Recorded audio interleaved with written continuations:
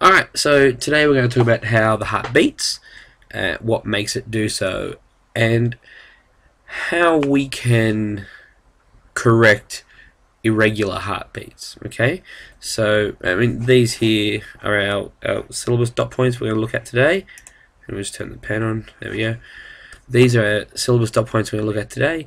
I want you to have those in mind as we're going through this. Okay.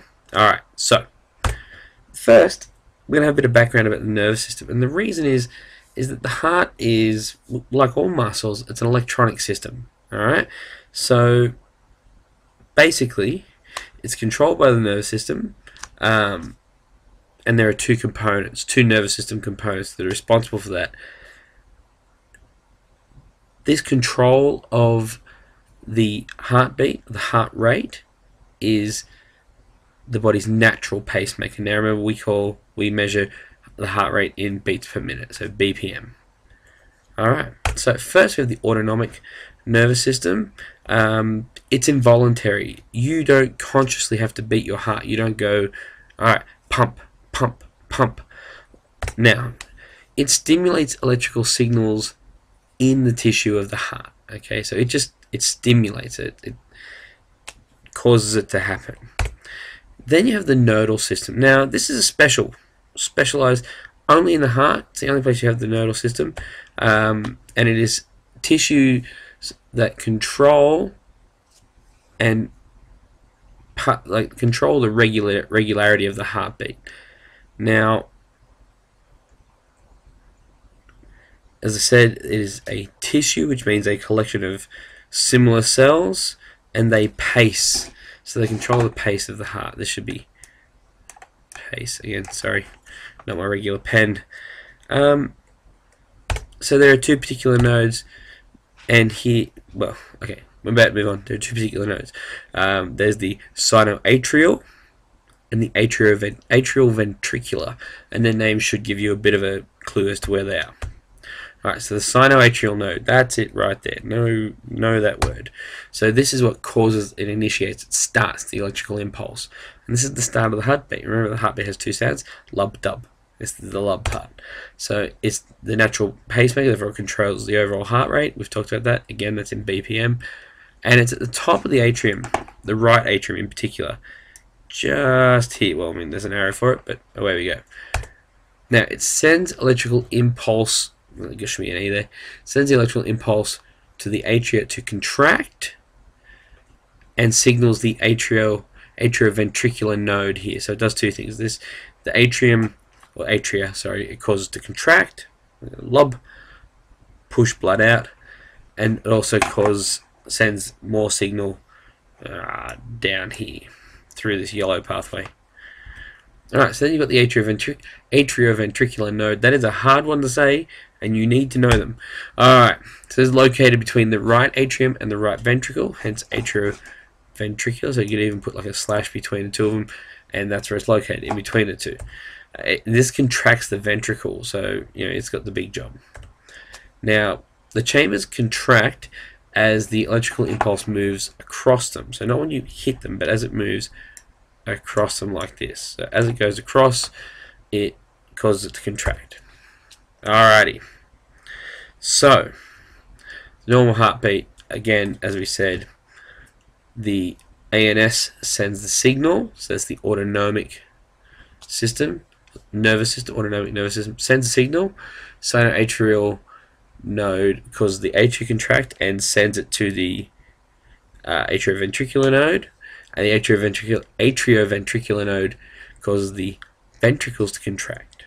Alright. So, basically, here's what happens. You have a heart here, the sinoatrial node signals away, and it goes across, and everything's happy. Now, fibrillation, which is a particular type of irregular heartbeat, it just means that it's very irregular, it's all over the place. You have what is called these disorganized signals right here. Alright? Okay, so moving on. So, a heart that is beating irregularly has an arrhythmia. Very important word. There are three types we're going to talk about in particular. First one is called the bradycardia. Now, look, this is where shows like Grey's Anatomy start to make sense. I'm sure if you've watched that show, you've heard these words lots. So, a bradycardia, it's basically the heart is too slow. It's not pumping enough, and this has so the heartbeat is too slow, and the result of that tends to be fatigue, lightheadedness, or fainting. All right. So then we have the opposite of that. We have tachycardia.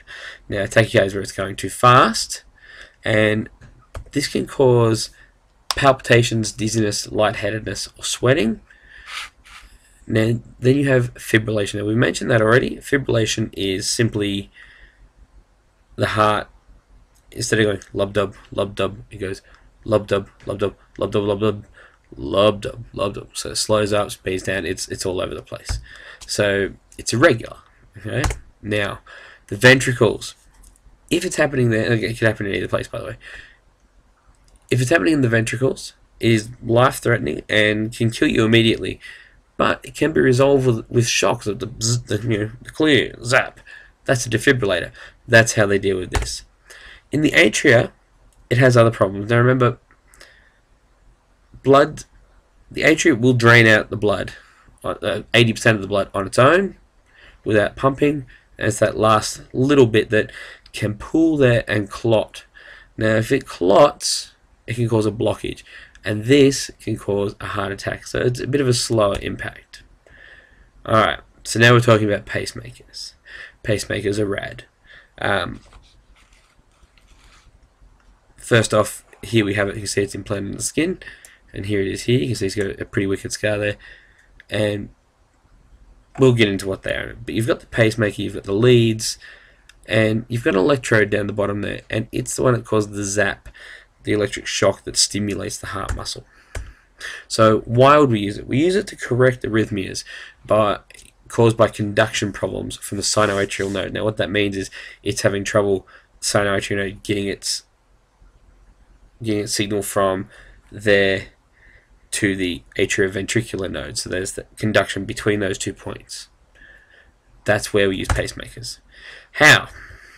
There's a stimulator within the pacemaker, and that produces the current, and that travels through leads, which we just saw, to the conducting electrodes, and these deliver a very small amount of current, but exact amounts of current to cause the cardiac muscle to contract. What does it do? The heart will beat rhythmically at the correct rate, consistently. So anytime it detects that it's falling out of sync, it'll zap it to make sure it happens. Now, as you can see, they've changed quite a lot. In 1958, when this company first produced them, this is an infographic from a particular company, I think it's called St. Jude. You can see they're quite large, and we saw the guy a few slides ago, and he had a very large scar. This is what the top of the range look like now. You can see the size difference, and that's quite impressive. Now, you might want to tabulate these components of the pacemaker, so the materials, the components, what they're made with, and why that material in particular was used. So it has two main components. You've got the stimulator and the electrodes. Stimulator is a fully sealed titanium casing. Titanium is not corrosive, which means it's not going to react with the body. Now, well, non-corrosive and non-reactive. The electrode outlets are protected by a polypropylene. Now, we've mentioned that before. It's a plastic cuff, and this prevents a loss of electrical signal from one end to the other. So they're insulated with either silicon or polyurethane, except for the tips. Now, the tips you don't want insulated because you want the signal to be able to go straight from the electrode into the cardiac muscle. So this means, by the way, that if you've got a lead and a point at the end, if it's not insulated, where this is touching the heart muscle, except for the end here, it'll send out electrical charges all the way along that, and we don't want it. We just want it at the specific end point. The tip electrode is usually made of 10% platinum and iridium alloy. So, platinum with 10% iridium in it. It's non-corrosive. That's why it's chosen, and non-reactive. The iridium in with the platinum gives it a high level of mechanical strength. Okay, so the way you're going to summarize this, you're going to produce a flowchart, okay, that shows in detail how a heart beats. There might be something already like that in there. You're going to tabulate the types of arrhythmias and their effects. Tabulate. You are processing here, which means you're going to take the information that was given to you and present it in a different way. That is your goal. You're going to draw a diagram showing how pacemakers work. Alright, so take what you've learned, put it into a diagram, or find one. That's up to you. Tabulate the components of the pacemaker from just before, what they are made of, and why. So again, as I said, this is processing. You're going to develop, you're going to learn it on a deeper level because you're expressing it in a different way to how you took it in. Alright, stay rad, and we'll see you in class.